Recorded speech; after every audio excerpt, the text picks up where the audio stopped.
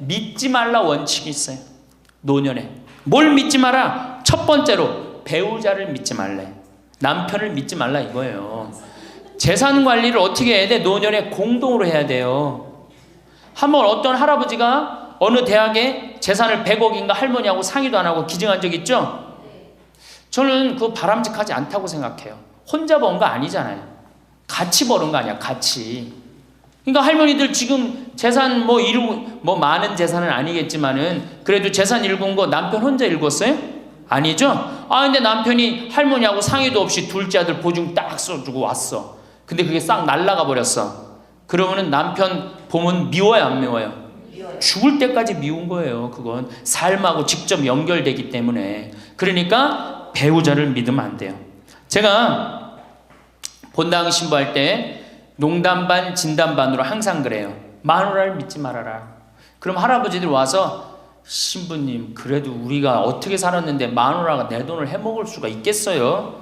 그건 가봐야 하는 겁니다. 가봐야 하는 겁니다. 그런데 제가 여기 이제 본당 신부 관두고 이제 평창에 와서 농사 짓고 사는데 할아버지 한 분이 내가 세례를 준 할아버지예요.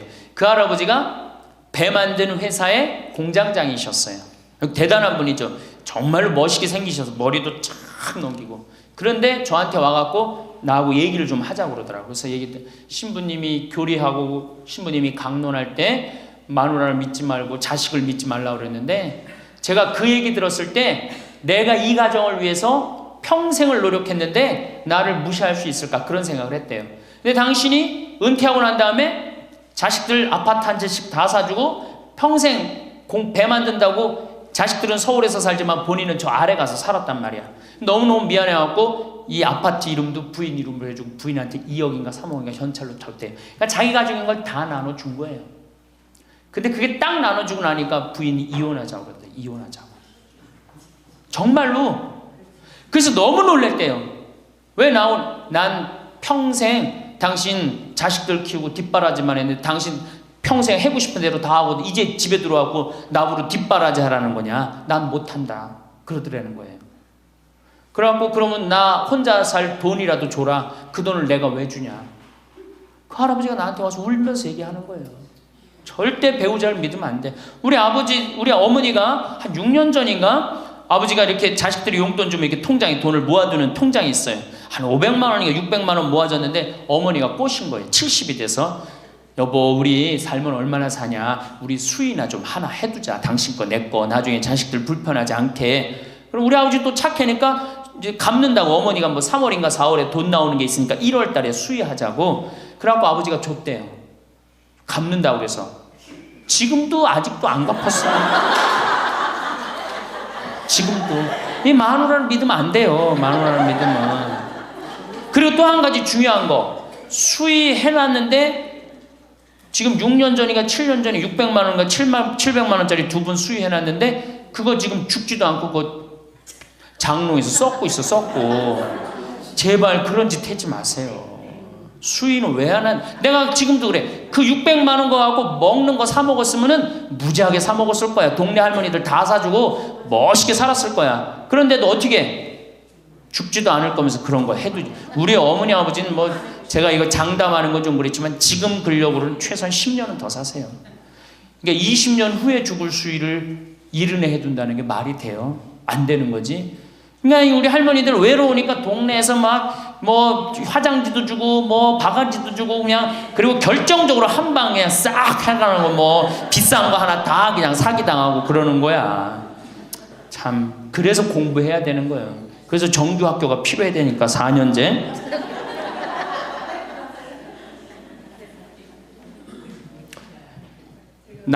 배우자를 믿지 마라. 두 번째 누구를 믿지 마라? 자식을 믿지 마라. 올해 아주 재미난 통계가 하나 나왔어요. 자식을 고생해서 이 자식을 다 키웠잖아요. 자식이 생활비로 지원받는 게 70 넘은 부모님들이 자식한테 1년 동안 생활비 지원받는 게 100만 원이야. 100만 원. 40%의 부모님들이 자식한테 1년에 100만 원 지원받아요. 100만 원 지원받으면 한 달에 얼마일까요? 7만 원도 안 돼. 8만 원, 8만 원. 대학 졸업한 자식이 지원해 주는 건 얼마일까요? 대학 졸업한 자식이 146만 원이에요. 대학 졸업한 자식이. 그러니까 대학 졸업한 자식은, 대학 안 졸업한 자식은 9만 원 정도 부모한테 대주고, 대학 졸업한 자식은 11만 원, 2만 원 정도 대주는 거예요. 대학 보내나 안 보내나 늙어서는 어떻게? 똑같아. 그러니까 내가 자식 대학 보냈다고 호강할 거다, 그런 생각하지 말라는 거예요. 자식들이 투자는 저희에게 맡기시고 당신은 인생에 투자하십시오. 딱 쪽박 차기 쉬운 얘기예요. 지금 시대가 어떤 시대인데. 그래서 노년은 투자하는 시기가 아니라 뭐 하는 시기야? 관리하는 시기예요.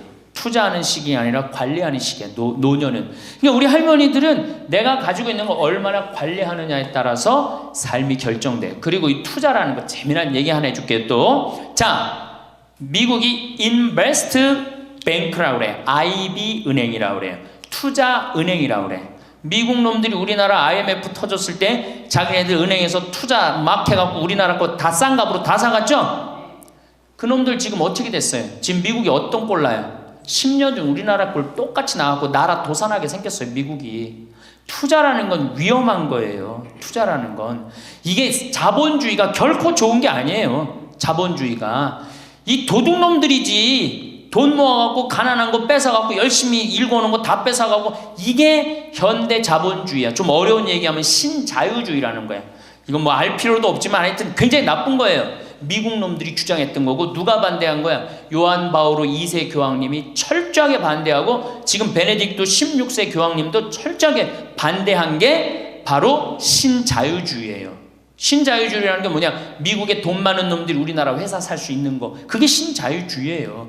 그러니까 이 벽을 없앤 거예요. 나라의 벽을 없애갖고. 그런데 그 놈들이, 투자한 놈들이 지금 어떻게 됐어? 쫄딱 망하게 생긴 거예요.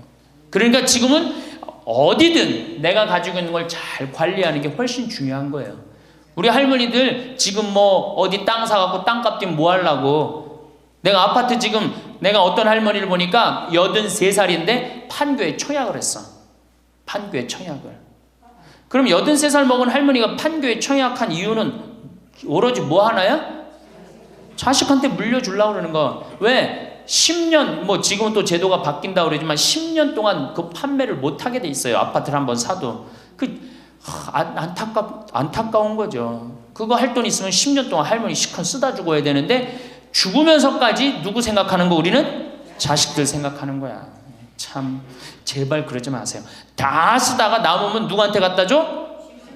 한시모님한테 갖다 줘. 한시모님한테 갖다 주기 싫으면 나한테 갖고 오든지, 아니면 나한테 갖고 오기 싫으면 어디에 갖다 줘? 복지시설에 갖다 주고 돌아가세요. 자식한테 주지 말고.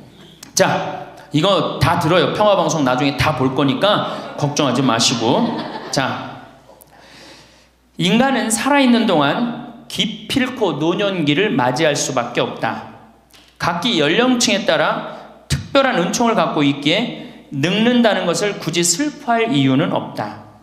늙었다는 것이 어떤 특별한 자랑이 될 것도 아니련만 고집들이 보통이 아닌 것이 오히려 서글프다. 늙어서 친구들이 더 그리우면서도 만나면 너그럽게 이해하고 보살펴 하련만 남의 탓 들춰내면서 자기 우정의 교류를 단절시키는 것이 아쉽다. 자꾸 나이를 먹으면 단절을 한단 말이야. 그러지 말라는 거예요. 마음도 넓게 가지고. 살아온 길이 각기 다르기 때문에 너와 내가 서로 다름을 깊이 인정하여 하지만 자기만의 삶의 길이 옳은 것인양 우쭐대는 모습이 우습다. 늙어서는 새롭게 만나게 되는 사람도 점점 적게 된다는 것을 알고 만났던 사람들에게 더욱 애정을 쏟으면서 만났던 것을 아름다움으로 간직하고 소중하게 여겨야 한다. 그러니까 우리 할머니들 비산동 성당에서 10년, 20년 같이 다 사귀어왔던 친구 아니에요? 그러니까 누구한테 더 각별해야 돼? 친구들한테 더 각별해야 된다는 거예요. 지난 세월의 삶이 소중한 것이고 거룩한 것이기 때문에 지금 흐르는 이 순간들을 정성을 들여 값지게 살아야 한다. 그러니까 지금 값지게 살아야 된다는 거예요. 값지게. 예. 자, 그래서 이제 이 세 번째 시간, 이제 진짜 노년의 세 번째 중요한 거, 재산 관리에 대해서 지금부터 말씀을 드릴게요. 재산 관리. 노년의 재산 관리 첫 번째, 닭으로 잡아먹지 말고 달걀로 살아라. 닭으로 잡아먹지 말고 뭘로 살아라? 달걀로 살아라. 우리 할머니들 닭 몇 년 살아요? 닭. 예. 닭이 뭐 1년, 2년 산다고 그러는데 닭이 27년 살아요. 닭이 27년 살아요. 안 잡아먹으면 안 죽어요. 우리가 잡아먹어서 빨리 죽는 거지 안 잡아먹으면 안 죽어요. 그럼 내가 키운 닭이 지금 7년 키운 닭이 있는데 300알 정도 나요. 300알 정도. 아주 더울 때, 아주 추울 때 빼고는 다 나요. 그러면 우리 할머니들 닭 잡아먹으면 어때 그날? 어때 그날? 좋잖아요. 닭다리도 뜯어먹고 국물도 먹고 그 배 갈라갖고 찹쌀도 넣고 그냥 거기서 찹쌀도 먹고 다음날 있어요 없어요? 아무것도 없죠? 달걀은 계란 후라이도 해먹고 계란찜도 해먹고 달걀찜도 해먹고 그 다음에 생달걀 먹기도 하고 그 다음 뿅아리도 까고 굉장히 좋죠? 근데 늙어서 대부분이 뭘로 잡아먹어요? 재산을? 닭으로 잡아먹는 거예요. 어떻게 잡아먹어? 어머니 아버지 제가 이번에 좀 사업을 좀 하고 싶은데 가게를 내고 싶은데 어머니 이거 좀 도와주시면은 제가 어머니 아버지 집에서 잘 모실 테니까 어머니 지금 살고 있는 집 팔고 우리랑 합쳐서 삽시다. 내가 가게 낼 테니까. 할머니들이 내가 살면 얼마나 사나? 자식이 사업하겠다는데 내가 무슨 영화를 볼래나? 살면은 얼마나 사나? 몇 년 더 살아? 30년 더 살아요. 70부터 30년이 소중한데 이걸 다 까먹고 자식 해줘야 되겠다. 그리고 집 팔고 아들 집으로 들어가는 날 그날부터 할머니들은 뭐가 되는 거냐? 천덕꾸러기 되는 거예요. 천덕꾸러기 되는 거예요. 그 다음에 눈칫밥 먹는 거예요. 내 재산 주고 내가 이 집에 다 키운 자식인데도 70, 80 되면 어떻게 돼? 눈칫밥 먹고 천덕꾸러기 되는 거야. 그러니까 절대 닭으로 잡아먹으면 안 돼요. 내가 잘 아는 양반이 정년퇴직을 하고 6억을 모았어요. 6억을. 근데 아들이 아예 가게를 하고 싶다는 거야. 가게도 그냥 서울에서 얻어야 되고. 그래갖고 내가 아버지 잘 모실 테니까 그거 좀 돈을 좀 나한테 투자를 해달라고. 그래갖고 이분이 그랬대. 내가 이제 은퇴도 했고 자식한테 기대서 살아요. 은퇴하고 자식한테 기대고 산다는 생각 절대 하지 마세요. 은퇴하고 그 돈 가지고 내가 알아서 살아야지 이 돈 자식한테 주고 기대서 살아야지 그 생각하지 마. 그래서 거지근성을 버리라는 거예요. 제 얘기는 뭐든지 늙으면 거지근성이 생겨요. 자식한테 기대서 살고 어디 가면 날 해주길 바라고. 그렇죠? 이 생각을 버려야 돼. 이제 독립적인 주체로 살아가야 된다는 생각을 해요. 그래서 자식한테 6억을 딱 줬는데 다음날 이자가 나와야 안 나와요? 다음 달 안 나오죠? 이 은행에다 넣으면 이자 아무리 못 돼도 한 200만 원 300만 원 나올 거야. 그럼 200만 원 300만 원 원금도 있고 이자도 200만 원 300만 원이면 어떻게 해요? 쓸만해져? 근데 아들은 자기 사업 유지하기도 바쁜데 부모님 한 달에 200만 원 300만 원 용돈 드릴 수 있어요 없어요? 우리 자식들 의식 속에는 무슨 의식이 있어? 부모 돈은 내 돈이라는 의식이 있어요. 도둑놈 심보가 있단 말이에요. 도둑놈 심보가. 결국은 이분 60 넘은 젊은이 아니야. 젊은이. 이분 어떻게 아파트 경비 나가고 있어요. 결국은 자기 인생 누가 망친 거야? 본인이 망친 거예요. 본인이 자기 발등 누가 찍은 거야? 그래서 이제 누구 원망해? 자식 원망하는 거예요. 원망하고 있는 거예요. 누가 잘못했어? 할머니들이 잘못한 거지. 할아버지들이 잘못한 거지. 남은 30년 인생 휴가다. 보너스다. 내가 가지고 이제까지 벌은 거 이거 갖고 잘 써야 되겠다. 이 생각을 하셔야 된다는 겁니다. 재미난 얘기 하나 있죠. 충청도에 할아버지 한 분이 중풍으로 누웠는데 집안에 대가족이 살아. 큰아들 작은아들 다 농사짓고. 근데 중풍으로 누워봐. 이 똥 오줌 막 못 가리고 이러면은요 정말로 참 아무도 안 들여봐요. 근데 그냥 그 대가족이 사는데 하루에 밥 3끼 들어올 때 외에는 방문이 안 열리는 거예요. 그러니까 이 할아버지가 기가 막히잖아. 손자도 있고 손녀도 있는데 3번밖에 방문이 안 열리니까 하루는 큰아들을 부른 거야. 얘야 저 논 두만지기 좀 팔아와라. 아버지 누워있는데 무슨 돈이 필요합니까? 글쎄 그거 내 땅 아니냐. 두만지기를 팔아왔어요. 그랬더니 이거 은행에 가고 1,000원짜리로 바꿔와라. 1,000원짜리로 바꿔왔어요. 이거 내 이불 밑에다 깔아라. 쫙 깔았어요. 그러고 난 다음에 방문 열릴 때마다 1,000원씩 얹어준 거예요. 아니 손자놈들이 가만히 보니까 방문 열릴 때마다 1,000원씩 나온단 말이야. 할아버지 학교 다녀오겠습니다. 그러니까 어떻게? 너 학교 가서 맛있는 거 사 먹어라. 1,000원. 학교 다녀왔습니다. 1,000원. 1,000원 주기 전에 하루에 딱 3번 열리던 방문이 1,000원을 주고 나니까 하루에 30번씩 열리는 거예요. 늙어서 누가 효자예요? 그렇지. 늙어서 자식이 효자가 아니라 누가 효자야? 돈이 효자예요. 늙어서는 이 재산 관리를 참 잘하셔야 됩니다. 어떻게 잘하셔야 되느냐 하면은, 자, 우리 할머니들, 내가 이제 늙은 노부모가 있어요. 큰아들 최고 아니야? 둘째 아들도 있고 딸도 있고 막내딸도 있어요. 아, 그런데 누구한테 자꾸 사업비를 대줘? 큰아들한테 계속 사업비를 대줬어.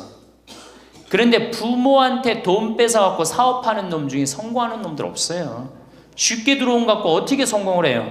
그래갖고 이놈이 IMF 때 쫄딱 망했어. 쫄딱 망해갖고 집도 다 날라가 버렸어. 집도 다 날라가니까 이 노부부도 이제 돈 한 푼 없고 다 날렸어. 보증선거까지 해갖고 은행에 다 날렸어. 그러면은 둘째 아들네 집에 가면 둘째 아들이 받아줄 것 같아, 안 받아줄 것 같아? 안 받아주죠? 나 힘들고 어려울 때 어머니 아버지가 나한테 해준 게 뭐 있냐고 그 좋아하는 큰아들한테 가라고 그 쫓겨나는 거예요. 그리고 여기 딸한테 가면 딸이 받아줄 것 같아요? 그 좋아하는 엄마 아들한테 가라고 그러고 갈 데가 아무것도 없는 거예요. 나이 먹어갖고 한 자식한테 재산 주는 것처럼 어리석은 게 없어요. 그리고 재산을 줘서도 안 되고, 그러니까 기브 앤드 테이크를 해야 돼. 나이 먹어서 기브 앤드 어떻게? 테이크. 주고 받아야 돼. 제가 평화방송에서도 한번 얘기했지만 우리 어머니가 저한테 예전에 내 차가 고장이 났었어요. 에어컨이. 그랬더니 내 차를 한번 타보시더니 신부님 차 고장이 나고 어떻게 하느냐고 그래갖고 은행에서 돈을 찾아갖고 10,000원짜리를 이렇게 신문지에 싸갖고 왔어. 그 수표로 갖고 어떤데 그래갖고 이렇게 싸갖고 왔어요. 그래서 어머니가 주신 돈으로 소나타 EF 소나타 골드를 샀어요. 그러니까 내가 어머니가 나한테 그 엄청난 좋은 차를 사줬기 때문에 난 지금 어머니한테 용돈 드리는 거 하나도 아깝지 않아요. 아깝지 않을 뿐더러 지금 내가 용돈을 앞으로 10년을 드려도 못 갚아요. 그러니까 기브 앤드 테이크야. 우리 누나도 어머니가 차를 한 대 사줬어요. 누나도. 그래갖고 어머니가 강원도 놀러 가고 싶다. 언제든지 모시고 와. 왜? 차 사줬으니까. 지리산 놀러 가고 싶다. 그럼 언제든지 모시고 가요. 기브 앤드 테이크예요. 큰아들, 딸이 대학에 들어갔어요. 작년에 어머니가 그렇더라고. 내 첫 손녀 대학 들어가니까 대학 등록금은 내가 내마. 그거 딱 내주는 거예요. 얼마나 좋아요. 네. 그러니까 우리 집은 어머니가 수원 정자동에 사는데 자식들이 반경 1km에 다 붙어 삽니다. 왜 붙어 살까요? 떨어지는 고물이 있잖아요. 떨어지는 고물이. 네. 그러니까 반경 1km 다 붙어 사는 거예요. 또 반대로 제가 우리 자식들한테 원칙을 정해놨어요. 부모님한테 용돈 드리는 원칙. 그래서 우리 어머니 아버지가 1년에 연봉 2,000만 원이 넘어요. 자식한테 받는 용돈이. 많이 받죠? 그러면 그 돈 가지고 어머니 아버지가 당신을 위해서 쓰십니까? 또 모아뒀다가 어떻게? 자식한테 쓰고. 그래야지 치매가 안 걸리는 거예요. 저는 정말로 감사한 게 우리 어머니 아버지가 아직도 아파서 병원에 입원 한 번도 안 했다는 거예요. 지금도 이제 소백산에 송이 캐러 가신다고 나한테 전화를 하셨어요. 가실지 안 가실지 모르겠지만 그럼 또 소백산 꼭대기까지 뛰어 올라갔다 뛰어 내려오는 거예요. 우리 아버지. 그게 좋은 거예요. 부모 자식 지간이 그래야지 뭐가 싹 터요? 사랑이 싹 트는 거예요. 효도는 이제 없어진 시대고 뭐만 남아있는 거예요? 사랑을 하느냐 안 하느냐만 남아있는 거예요. 이걸 누가 잘해야 돼? 할머니들이 잘해야 되는 거예요. 한 자식한테 몰아주지 말고, 에? 어느 자식 불쌍하다고 계속 보증서 주지 말고 그럴 것도 없어요. 그냥 은행에 가갖고 어떻게 딱 맡기고 난 다음에 그거 갖다가 쓰면 되는 거예요. 자, 닭으로 잡아먹지 말고 뭘로 해라? 달걀로 살아라. 그러니까 자식한테 절대 주지 말고. 그럼 신부님 무슨 재주로 달걀로 삽니까? 방법이 뭡니까? 부동산에 집착하지 마라. 늙어서 부동산에 집착하지 말라. 우리 할머니들 지금 안양 거기 그 주공하고 이 인공마을 그 개발돼 갖고 지금 아파트 한 채 3억, 4억, 5억 한다 그러죠? 그러면 할머니들이 지금 4억짜리 아파트 살 이유가 있어요? 4억짜리 살 아파트가 있어요? 그걸 팔으라는 거예요. 그거를 팔고 어떻게? 15평, 20평으로 가라는 거예요. 지금 3번에 보면 50평, 이 은퇴한 할머니, 할아버지들이 50평에 사는 할머니들이 무지 많아요. 50평이 밥 먹여줘요? 뭐만 나와?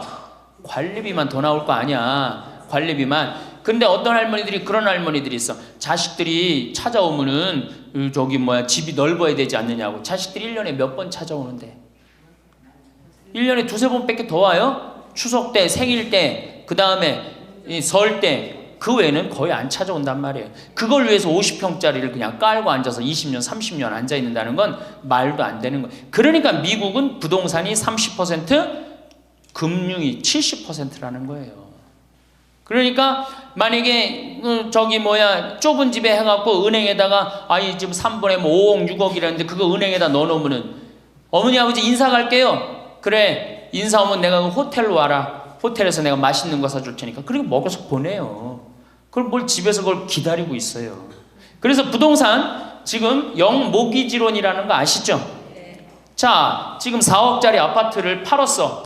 그럼 2억짜리 하나 그냥 얻으라는 거예요. 그 임대 아파트든지 조금만 아파트를 줄여서 가라는 거예요. 그러고 난 다음에 2억은 은행에다 넣으면 1억을 은행에다 넣으면 어떤 상품이 있느냐면 1년에 100만 원씩 나와요. 한 달에 100만 원씩. 그래갖고 이게 10년 동안 나와요. 10년 동안. 10년 후에는 1억 없어지는 거예요. 근데 할머니들 한 달에 100만 원 나오면 쓸만해, 안 쓸만해? 쓸만하죠? 예. 만약 2억을 집어넣으면 어떻게 나올까? 한 달에 얼마가 나와? 200만 원이 나오는 거예요. 200만 원 다 써요? 못 써요? 못 쓰죠? 그럼 한 50만 원은 혹시 10년 후에 또 살지 모르잖아. 그러니까 그거 또 은행에다 연금으로 또 하나 묶어두라는 거 10년 동안. 그럼 10년 후에 또 나온다는 얘기예요. 그렇게 해갖고 내가 이제 70에 집을 정리했어. 80이 됐는데 안 주고 그럼 90까지 나온단 말이에요. 이렇게 한 달에 150만 원 가지고 냉면 먹고 싶으면 냉면 먹으러 가고, 그 다음에 내가 다음 시간에 내일 얘기하겠지만은 수영장 다니고 헬스장 다니고 춤 배우러 다니고 경복궁 가고 창덕궁 가고 평창 놀러 오고 이렇게 살면은요 절대, 제가 성공적인 노하라고 미국에서 20년 동안 연구한 책 한 권을 다 읽었어요. 그랬더니 그렇게 사는 할머니 할아버지들은 중간에 쓰러지는 법이 없다는 거예요. 96%가 건강하게 살다가 죽을 때 많이 고생해 한 달, 두 달이라는 거예요. 그러니까 어떻게 죽을 수가 있는 거야? 꼴까닥 죽을 수가 있는 거야. 돈을 쓰다 죽어야지 꼴까닥 죽는 거지, 안 쓰고 가만히 있으면 바로 병든다는 거예요. 바로 병든다는 거예요. 그러니까 우리 할머니들 어떻게 하셔야 돼? 부동산 어떻게? 내일 어떻게? 내일 은행 가갖고 어떻게? 은행 가갖고 평가 받아갖고 더 좋은 건 뭐냐? 이 집을 팔지 않고 더 좋은 건 그냥 영모기지론이라고 그러죠? 영모기지론. 은행에 갖다 맡기고 다 내가 죽을 때까지 돈이 나옵니다. 죽을 때까지 돈이 나오고 죽으면은 누가 갖고 가? 은행이 갖고 가는 거예요. 그러면은 우리 할머니들 아까 제가 말씀드렸죠? 재산이 나오면 반은 국가가 갖고 가고 반은 자식들이 싸워. 반은 써보지도 못하는 거야. 물론 이것도 못 써보는 거야. 근데 내가 이걸 전부 다 은행에다 맡겨갖고 요 자식 용돈 주고 싶으면, 아까 기브 앤 테이크 말씀드렸죠? 용돈 주고 싶으면 용돈 주고 먹고 싶으면 다 내가 쓰다가 나라 경제도 돌아가잖아. 500만 명이 이렇게 쓴다고 생각해봐. 경제 돌아갈 것 같아? 안 돌아갈 것 같아요?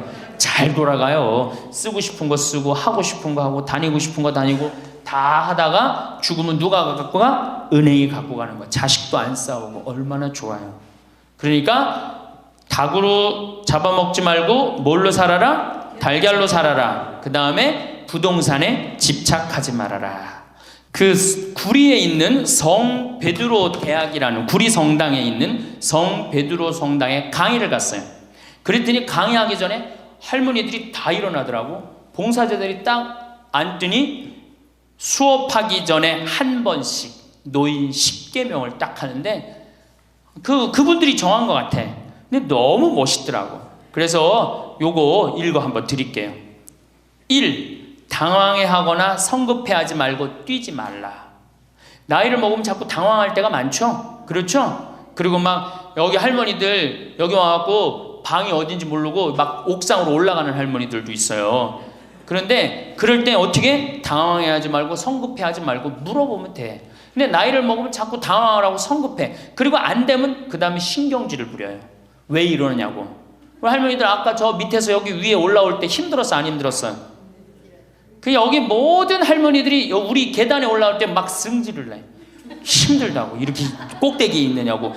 관광버스 여기까지 끌고 올라오지 왜 우리를 저기 밑에서 내려놓냐고. 힘들면 쉬었다가 올라오고 힘들면 쉬었다가 올라오고 힘들면 쉬었다 올라오면 되지. 그러니까 절대 당황하지 말라는 거예요. 두 번째, 자식이 무엇을 해줄까를 기대하지 말라. 참 좋은 얘기 같아. 그러니까 할머니들이 서서 이걸 다 외우더라고. 자식이 뭘 해줄까 기대하지 말라. 거지근성을 버리라는 거예요. 거지근성. 누가 날 해줄까. 돈 제일 많이 깔고 있는 건 누구? 할머니 할아버지들이 제일 많이 깔고 있는 거야. 근데 그거를 쓰는 방법을 모르는 것 뿐이죠. 이제 쓰는 방법을 배우세요. 내일 은행에 가갖고 잡히세요. 잡혀갖고 대출해갖고 한 달에 100만 원씩 딱딱 연금으로 이렇게 빼서 딱딱 쓰는, 돈 쓰는 재미로 늙어서 살아야지 그 재미 없으면 못 살아요. 세 번째, 고집 부리지 말라. 고집 부리지 말라. 60년 70년 살아온 가닥이 있잖아요. 그렇죠? 그러니까 그 경험을 절대 포기하지 않는 거예요. 그러니까 새로운 걸 안 받아들이는 거지. 고집 피는 할머니들 많죠. 네 번째, 시샘하지 마라. 왜 이렇게 또 욕심이 많아? 나이 먹으면 그냥 옆집 할망구가 뭐 아들이 와서 뭐 했다고 그러면 그냥 속에서 그냥 부글부글 끓죠. 시샘하지 말라.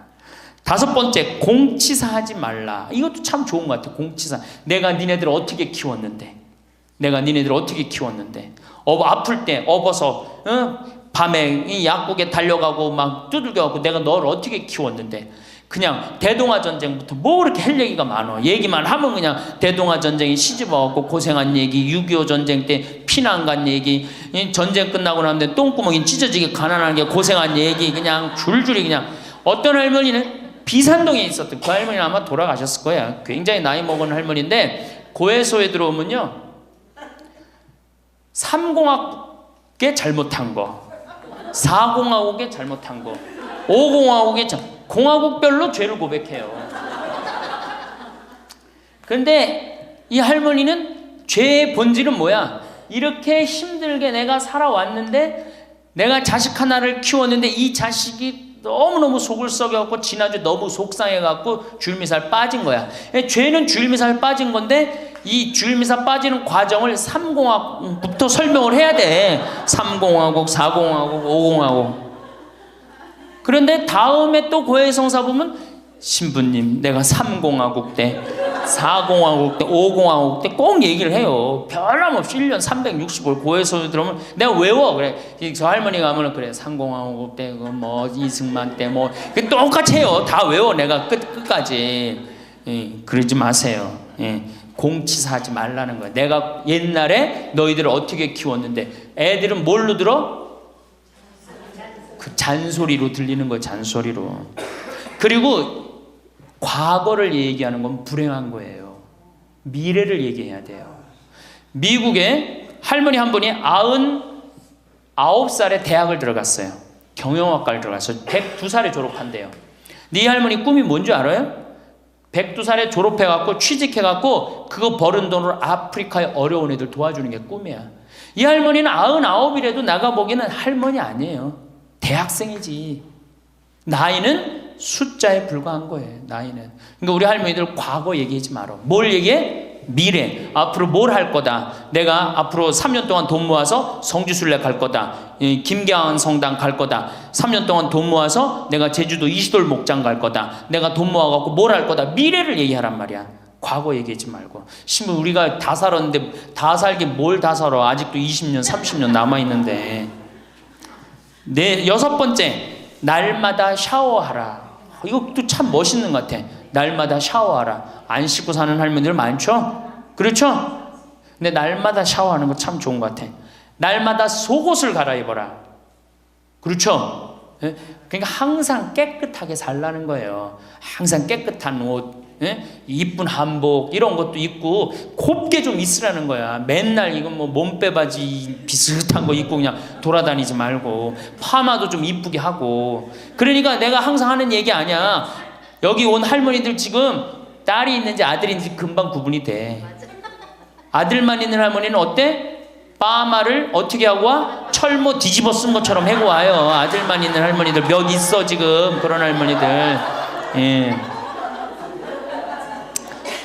자기 아들은 엄마가 파마를 철모 뒤집어 쓴 거 했든지 뭐 했든지 관심 없어요. 딸이나 돼야지 엄마 그 좀 염색도 좀 하고 웨이브도 좀 이렇게 주고 그러라고 그러지.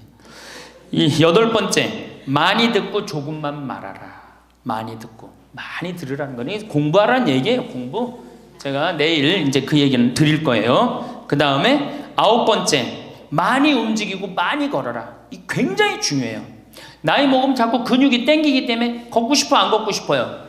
안 걷고 싶죠? 그러니까 안 걷고 싶으니까 그냥 집에서 참 쪼그리고 앉아있어. 쪼그리고 앉아있으면 굳는 거예요. 그대로 굳어버리는 거예요. 쪼그리고 앉아있으면. 그러니까 가능한 한 많이 걸으라는 거야. 그러니까 성당 평일미사 열심히 다니세요. 그냥 다닐 수 있을 때까지 다니시는 게 좋은 거예요. 그러니까 우리 할머니들은 지금 이 나이에 비산동 성당에 어르신 성경대학 나와서 배우지, 평일미사 나오지, 성경대학 나오면 밥 주지, 친구 있지. 아, 하느님 믿어서 받는 은총이 어때요? 정말 엄청난 거예요. 그런데 하느님한테 죽을 때 안 바치고 죽고 누구한테 주고 죽으려고 그래?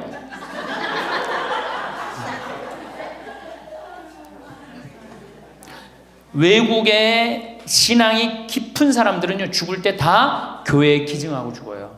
신앙이 깊은 사람들은 자식한테 물려준다는 생각이 없어요. 우리나라처럼 이렇게 자식한테 매이는 나라가 없어요. 10번째, 이게 이제 그 얘기를 딱 해내. 욕심을 줄이고 나누어 주어라. 욕심을 줄이고 나누어 주어라. 계속 나눠 주고 이제 얼마 안 남았는데 뭘 그렇게 끌어안아? 계속 나눠 주라는 거예요. 계속. 그래서 이게 우리 할머니들, 제가 우리 할머니들 보면은 어디 잔치집에 가면은 뭐부터 챙겨?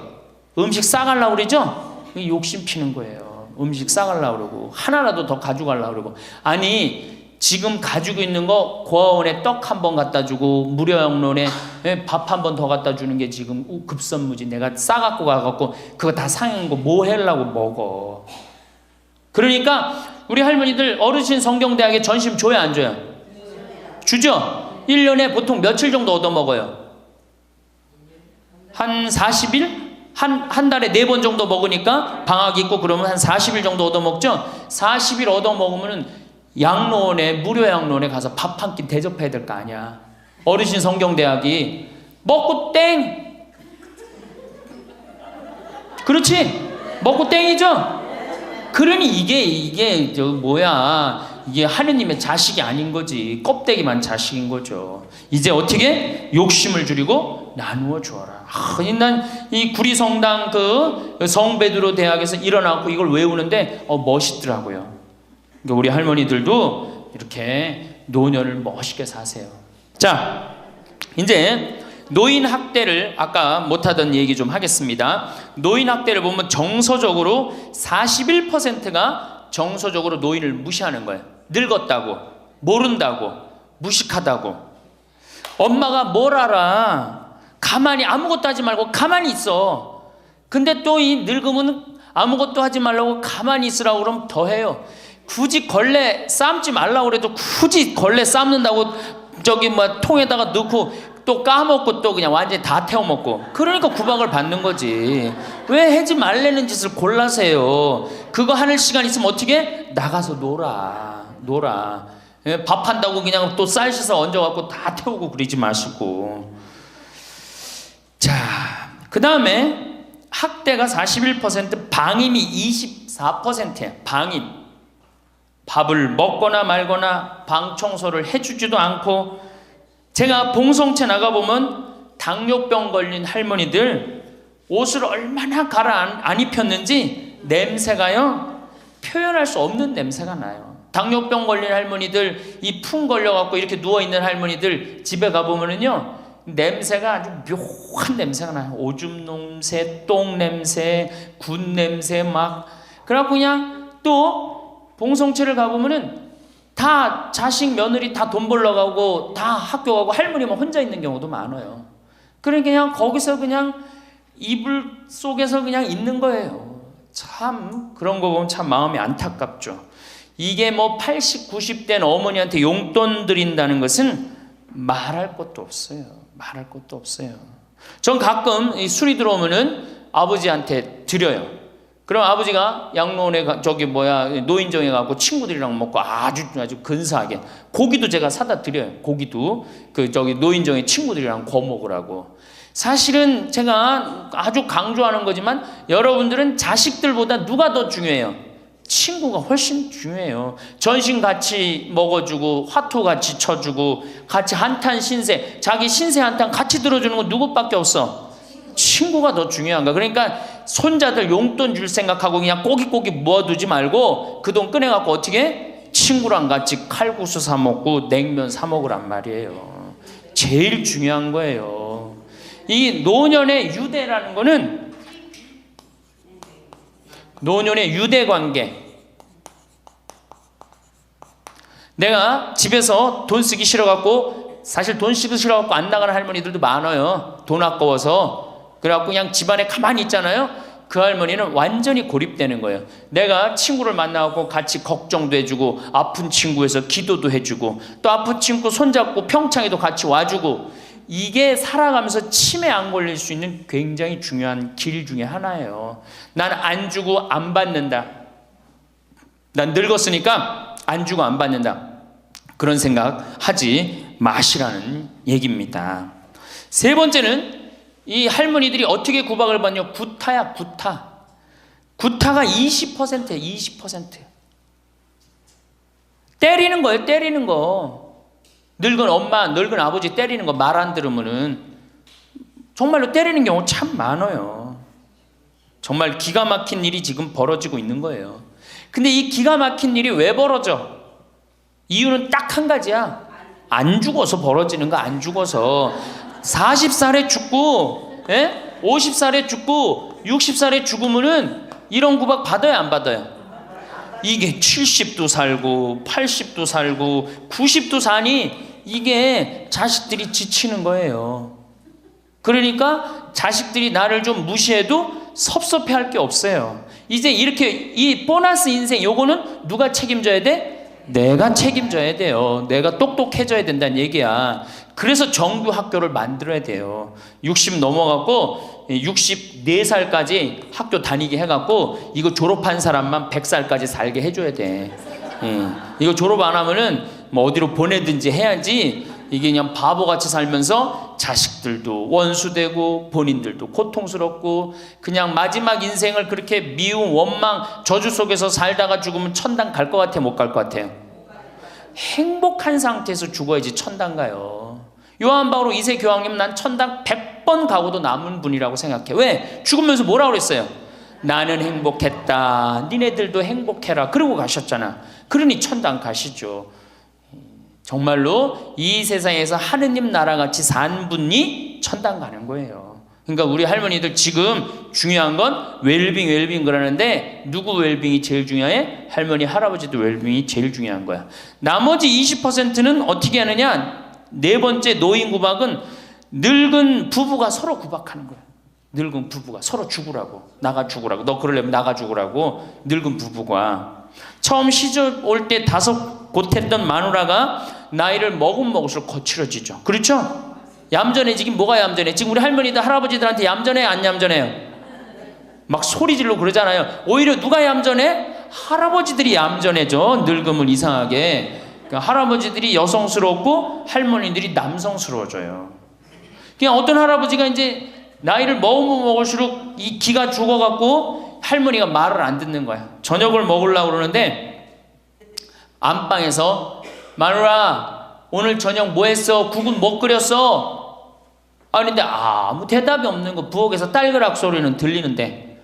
그래갖고 이제 안 그래도 이제 할머니가 자기를 무시하는 것 같아서 막 화가 나는데 대답을 안 하니까 날 진짜 무시하는 것 같잖아. 그래갖고 이제 거실에 나가고 또 얘기했어요.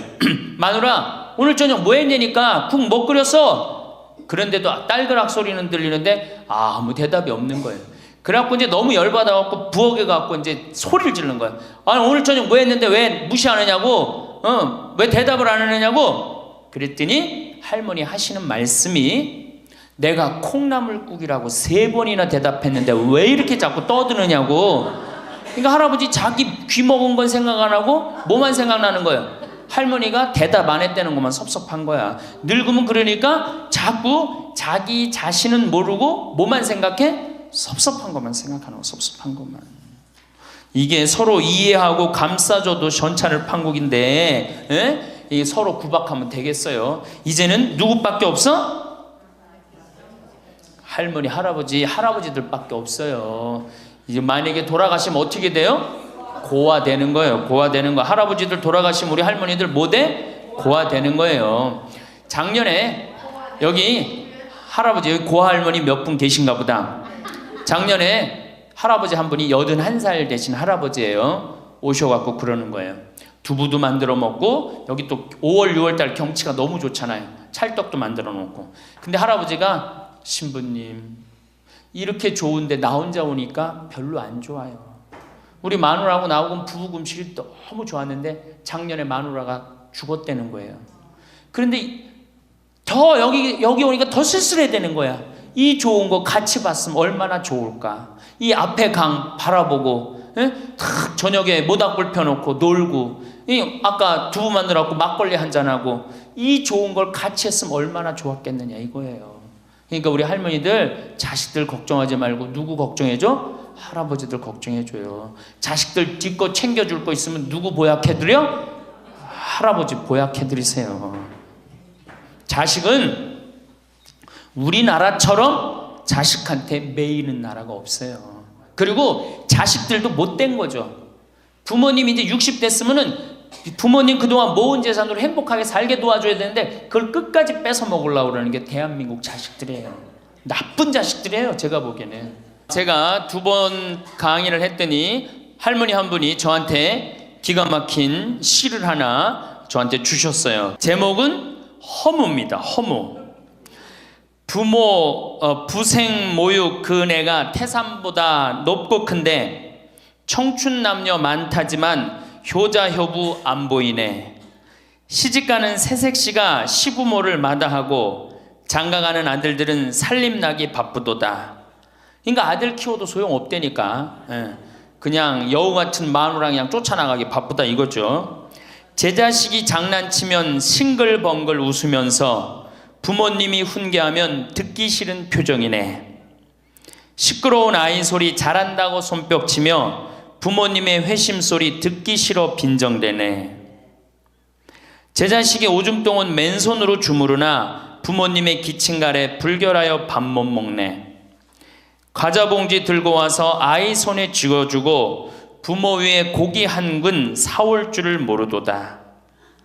애완동물 병이 나면 가축병원 달려가고 늙은 부모 병이 나면 그러려니 태어나고 10자식을 키운 부모 하나같이 키웠건만 10자식은 한 부모를 귀찮스레 여겨지네. 그래서 여기저기 다니면서 길에서 죽는다며요. 아들 많이 키우면은 그냥 이 집에 쫓겨가고 저 집에 쫓겨가고 가다가 자식 위에 쓰는 돈은 아낌없이 쓰건만은 부모 위에 쓰는 돈은 하나둘씩 따져보네. 자식들의 손을 잡고 외식함도 작건만은 늙은 부모 위해서는 외출 한번 못하도다. 좋은 것 같아요. 아주 요즘 우리 할머니들이 받는 서름을 기가 막히게 표현한 것 같아요. 이런 거 듣고 고개만 끄덕일 게 아니라 실질적으로 이렇게 살아란 말이에요. 이런 자식들을 위해서 뭘 재산을 물려준다고 돈 안 쓰고 깔고 앉아갖고 그냥 참 쥐고 있어요. 내일 어떻게? 은행 당장에 가갖고 어떻게? 은행에다 잡혀갖고 대출 받아서 다 쓰다 죽으세요. 다 쓰다가 내일은 노년을 어떻게 하면 멋있게 사느냐. 정말 내일은 제대로 제가 내일 말씀을 드릴 거예요. 그래서 우리 할머니들 이제 이거 끝나고 여 바깥에 지금 이제 모닥불 피고 놀 거죠? 네, 모닥불 지금 펴줄 거야. 그 모닥불 피면은 자, 우리 젊은 사람들한테 이 남은 이 지금 30년, 40년이 소중해. 지금 10년 남은 할머니들이 소중해. 10년 남은 할머니들이 소중해지. 그러니까 오늘 밤에 모닥불 펴줄 테니까 이 밤을 불살르라고. 예? 원 없이 그냥 즐겁게 노시라고. 예? 본당 신부님도 온다고 내가 통화했으니까 이 밤을 불살르고 즐겁게 보내세요. 아까 보니까 벌써 춤추고 노래하는 할머니들이 있는데 그렇게 사셔야 된다는 거예요. 제발 자식 걱정하지 말고. 자식 걱정한들 해결해 줄 수도 없고 자식의 마음에 담지도 않아. 근심 걱정 다 털어버리고 어떻게? 모닥불 펴놓고 이 밤을 불살르시기 바랍니다. 많은 분들이 행복을 멀리 있는 큰 목표처럼 생각합니다. 건강한 몸과 넉넉한 경제력만 있다면 행복해질 수 있을 거라고 믿습니다. 물론 이런 것들도 중요합니다. 하지만 진정한 행복은 거창한 조건이 아니라 마음가짐과 일상 속 작은 실천에서 시작됩니다. 매일 아침 오늘 하루를 어떻게 보낼지 생각하는 그 순간부터 행복은 만들어집니다. 특별한 일이 없어도 괜찮습니다. 평범한 하루 속에서도 기쁨을 발견하고 의미를 만들어가는 것이 진짜 행복입니다. 건강은 모든 것의 기본입니다. 아무리 좋은 계획이 있어도 몸이 따라주지 않으면 실천하기 어렵습니다. 그래서 매일 몸을 돌보는 습관이 필요합니다. 거창한 운동이 아니어도 됩니다. 집 근처를 천천히 걷는 것만으로도 충분합니다. 아침에 일어나서 가볍게 스트레칭을 하고 동네 한 바퀴를 도는 습관은 몸을 깨우고 마음도 상쾌하게 만듭니다. 걷다가 만나는 이웃과 인사를 나누고 꽃이 핀 화단을 구경하는 작은 즐거움이 하루를 풍요롭게 합니다. 날씨가 좋지 않을 때는 집 안에서 간단한 체조를 하거나 계단 오르내리기를 해도 좋습니다. 식사도 중요합니다. 배부르게 먹는 것보다 적당히 먹는 것이 몸에 더 좋습니다. 천천히 씹으며 음식의 맛을 음미하고 감사한 마음으로 식사를 하면 소화도 잘 되고 마음도 평안해집니다. 물을 자주 마시고 제철 과일과 채소를 챙겨 먹는 것도 건강을 지키는 좋은 방법입니다. 짜고 단 음식은 줄이고 담백한 음식을 즐기는 습관을 들이면 몸이 가벼워집니다. 그리고 정기적으로 건강검진을 받으며 몸의 변화를 살피는 것을 잊지 말아야 합니다. 작은 이상 신호를 놓치지 않고 일찍 발견하면 큰 병으로 키우지 않을 수 있습니다. 약을 복용한다면 정해진 시간에 빠짐없이 먹고 의사의 지시를 잘 따르는 것도 건강관리의 기본입니다. 몸의 건강만큼 마음의 건강도 중요합니다. 마음이 편안해야 일상이 즐겁고 삶의 질이 높아집니다. 긍정적인 마음가짐을 가지려고 노력하는 것이 필요합니다. 물론 항상 좋은 일만 생기는 것은 아닙니다. 힘든 일도 있고 속상한 일도 있습니다. 하지만 그럴 때일수록 부정적인 생각에 오래 머물지 않고 좋은 면을 찾아보려는 태도가 중요합니다. 오늘 겪은 불편함보다 오늘 받은 작은 친절에 집중하고 내일은 더 나은 하루가 될 거라고 믿는 마음이 필요합니다. 감사하는 습관도 마음의 건강에 큰 도움이 됩니다. 아침에 눈을 뜰 수 있음에 감사하고 따뜻한 밥을 먹을 수 있음에 감사하고 걸을 수 있는 다리가 있음에 감사합니다. 당연하게 여겼던 것들이 사실은 모두 감사한 일입니다. 웃는 연습도 도움이 됩니다. 거울을 보며 밝게 웃어보고 하루에 한 번씩 큰 소리로 웃으면 스트레스가 해소되고 기분이 좋아집니다. 배움은 나이와 상관없습니다. 새로운 것을 배우는 즐거움은 삶의 활력을 불어넣습니다. 요즘은 배울 수 있는 것들이 정말 많습니다. 배움은 꼭 강좌를 듣는 것만을 의미하지 않습니다. 유튜브를 통해서도 많은 것을 배울 수 있습니다. 요리 영상을 보며 새로운 메뉴에 도전하거나 운동 영상을 따라하며 건강을 챙길 수 있습니다. 여행 영상을 보며 가보고 싶은 곳을 구경하고 음악 공연 영상을 보며 즐거운 시간을 보낼 수도 있습니다. 관심 있는 주제의 영상을 찾아보며 궁금증을 해소하는 재미도 큽니다. 텔레비전 프로그램을 보면서 새로운 정보를 얻거나 라디오를 들으며 세상 돌아가는 이야기를 아는 것도 배움입니다. 신문을 읽고 뉴스를 챙겨보며 세상과 연결되어 있다는 느낌을 받는 것도 의미 있는 일입니다. 중요한 것은 호기심을 잃지 않는 것입니다. 궁금한 것이 생기면 물어보고 알고 싶은 것이 있으면 찾아보는 태도가 마음을 젊게 유지합니다. 취미 생활도 삶의 질을 높이는 중요한 요소입니다. 해보고 싶었지만 바쁘다는 이유로 미뤄왔던 일들을 이제는 시작할 수 있습니다. 글쓰기를 좋아한다면 자신의 이야기를 글로 남겨보는 것도 의미 있습니다. 살아온 이야기를 정리하고 기록하는 과정에서 삶을 돌아보고 의미를 발견하게 됩니다. 손으로 무언가를 만드는 것도 좋은 취미입니다. 뜨개질을 하거나 십자수를 놓거나 종이접기를 하는 등 손을 움직이는 활동은 집중력을 높이고 마음을 안정시킵니다. 완성된 작품을 보며 느끼는 성취감도 큽니다. 가족이나 친구에게 선물하면 더욱 기쁩니다. 음악, 감상도 좋은 취미입니다. 좋아하는 노래를 들으며 옛 기억을 떠올리고 마음의 여유를 느낄 수 있습니다. 노래를 따라 부르는 것도 스트레스 해소에 도움이 됩니다. 노래방에 가서 신나게 노래를 부르면 기분이 한결 가벼워집니다. 사람은 혼자 살 수 없습니다. 관계 속에서 기쁨을 느끼고 위로를 받습니다. 가족과의 관계가 가장 기본입니다. 함께 사는 가족이 있다면 매일 대화하고 서로의 이야기를 들어주는 시간을 가지는 것이 중요합니다. 사소한 일상도 나누고 고민도 함께 이야기하면 유대감이 깊어집니다. 멀리 사는 가족들과는 자주 연락하며 안부를 주고받는 것이 좋습니다. 전화 한 통화가 서로에게 큰 위안이 됩니다. 영상 통화로 얼굴을 보며 이야기하면 더욱 반갑고 그리움이 해소됩니다. 친구 관계도 소중합니다. 오래 알고 지낸 친구들과 정기적으로 만나 이야기를 나누고 함께 시간을 보내는 것은 큰 즐거움입니다. 함께 식사를 하거나 산책을 하거나 운동을 하며 우정을 나눕니다. 새로운 친구를 만드는 것도 좋습니다. 취미 활동이나 모임을 통해 같은 관심사를 가진 사람들과 친해질 수 있습니다.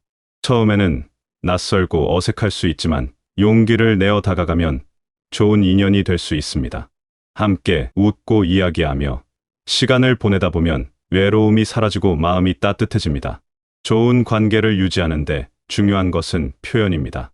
고맙다는 말과 미안하다는 말을 아끼지 않아야 합니다. 마음속으로만 생각하지 말고 말로 표현해야 상대방이 알 수 있습니다.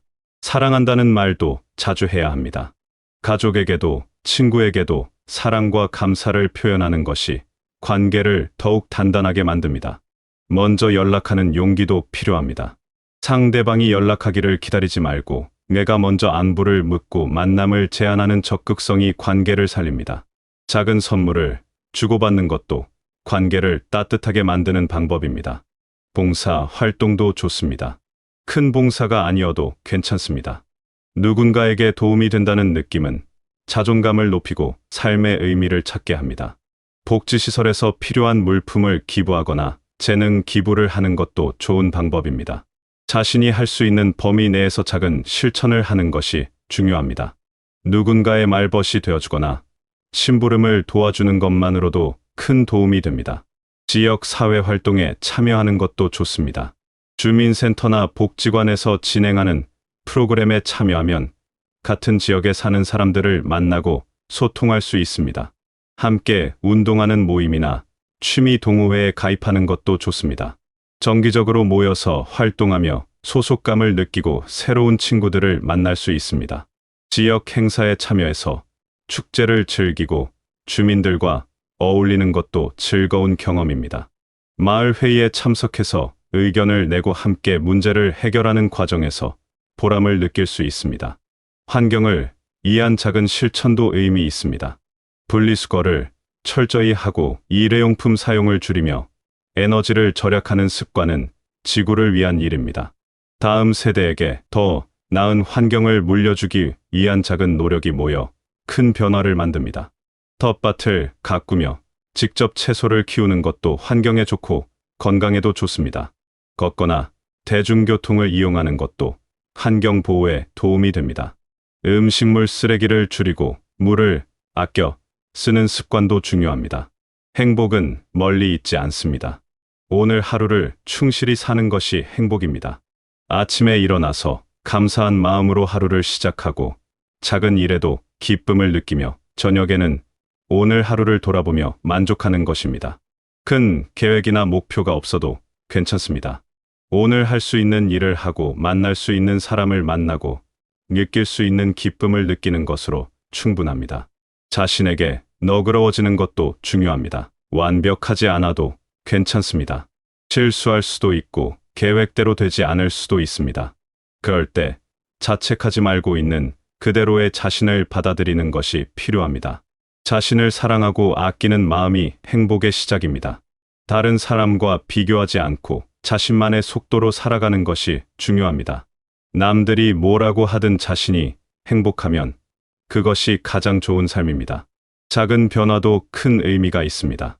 오늘 하루 산책을 한 번 더 하거나 친구에게 전화를 걸거나 새로운 요리를 시도해보는 작은 변화가 일상에 활력을 줍니다. 변화를 두려워하지 말고 새로운 시도를 즐기는 태도가 필요합니다.